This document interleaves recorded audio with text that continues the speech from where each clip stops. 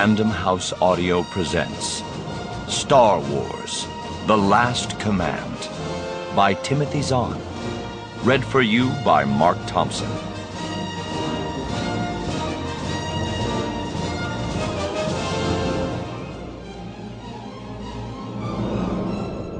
Chapter 1. Gliding through the blackness of deep space, the Imperial Star Destroyer Chimera pointed its mighty arrowhead shape toward the dim star of its target system, 3,000ths of a light year away, and it prepared itself for war. All systems show battle ready, Admiral, the comm officer reported from the portside crew pit. The task force is beginning to check in. Very good, Lieutenant. Grand Admiral Thrawn nodded. Inform me when all have done so. Captain Pelion? Sir?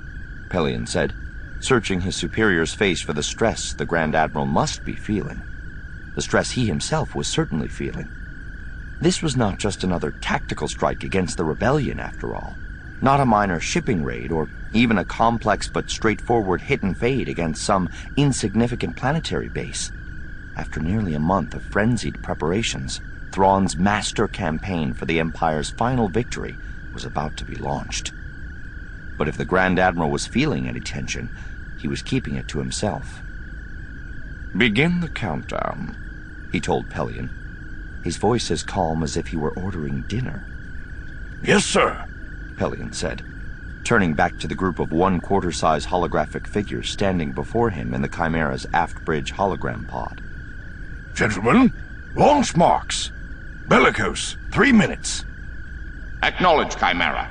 Captain Aba nodded, his proper military demeanor not quite masking his eagerness to take this war back to the rebellion. Good hunting. The hollow image sputtered and vanished as the bellicose raised its deflector shields, cutting off long-range communications. Pelion shifted his attention to the next image in line. Relentless, 4.5 minutes. Acknowledged, Captain Dorja said, cupping his right fist in his left in an ancient Mershaft gesture of victory as he, too, vanished from the hologram pod. Pelion glanced at his datapad. Judicator, 6 minutes. We are ready, Chimera, Captain Brandi said, his voice soft and just a little bit wrong. Pelion frowned at him. Quarter-sized hollows didn't show a lot of detail, but even so, the expression on Brandi's face was easy to read. It was the expression of a man out for blood. This is war, Captain Brandi, Thrawn said, coming up silently to Pelion's side. Not an opportunity for personal revenge. I understand my duty, Admiral, Brandi said stiffly. Thrawn's blue-black eyebrows lifted slightly. Do you, Captain? Do you indeed? Slowly, reluctantly, some of the fire faded from Brandi's face. Yes, sir. My duty is to the Empire and to you, and to the ships and crews under my command. Very good, Thrawn said. To the living, in other words, not to the dead. Brandi was still glowering, but he gave a dutiful nod. Yes, sir. Never forget that, Captain, Thrawn warned him. The fortunes of war rise and fall, and you may be assured that the rebellion will be repaid in full for their destruction of the Peremptory at the Katana Fleet skirmish. But that repayment will occur in the context of our overall strategy, not as an act of private vengeance. His glowing red eyes narrowed slightly. Certainly not by any fleet captain under my command. I trust I make myself clear. Brandi's cheek twitched. Pelion had never thought of the man as brilliant, but he was smart enough to recognize a threat when he heard one. Very clear, Admiral. Good. Thrawn eyed him a moment longer, then nodded. I believe you've been given your launch mark. Yes, sir. Judicator out. Thrawn looked at Pelion. Continue, Captain, he said, and turned away. Yes, sir. Pelion looked at his datapad. Nemesis! He finished the list without further incident. By the time the last hollow image disappeared, the final check-in from their own task force was complete. The timetable appears to be running smoothly, Thrawn said, as Pelion returned to his command station. The Stormhawk reports that the guide freighters launched on time with tow cables functioning properly, and we've just intercepted a general emergency call from the Ando system. The Bellicose and its task force right on schedule. Any response, sir? Pelion asked. The rebel base at Ord Padron acknowledged, Thrawn said. It should be interesting to see how much help they send. Pelion nodded. The rebels had seen enough of Thrawn's tactics by now to expect Ando to be a feint, and to respond accordingly. But on the other hand, an attack force consisting of an Imperial Star Destroyer and 8 Katana Fleet dreadnoughts was hardly something they could afford to dismiss out of hand, either. Not that it really mattered.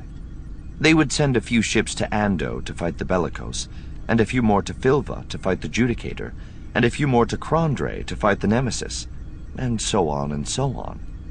By the time the Death's Head hit the base itself, Ord Padron would be down to a skeleton defense, and screaming itself for all the reinforcements the rebellion could scramble. And that was where those reinforcements would go, leaving the Empire's true target ripe for the picking. Pelion looked out the forward viewport at the star of the Yukio system dead ahead, his throat tightening as he contemplated again the enormous conceit of this whole plan. With planetary shields able to hold off all but the most massive turbolaser and proton torpedo bombardment, conventional wisdom held that the only way to subdue a modern world was to put a fast-moving ground force down at the edges and send them overland to destroy the shield generators. Between the fire laid down by the ground force and the subsequent orbital assault, the target world was always badly damaged by the time it was finally taken. The alternative, landing hundreds of thousands of troops in a major ground campaign that could stretch into months or years, was no better. To capture a planet relatively undamaged, but with shield generators still intact, was considered an impossibility. That bit of military wisdom would fall today, along with Yukio itself. Intercept a distress signal from Filva, Admiral, the comm officer reported. Ord Padron again, responding. Good.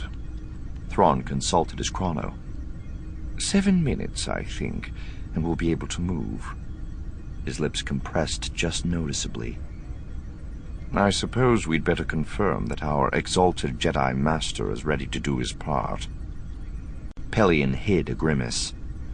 Jorua Sabaoth, insane clone of the long-dead Jedi Master Jorah Sabaoth, who a month ago had proclaimed himself the true heir to the Empire.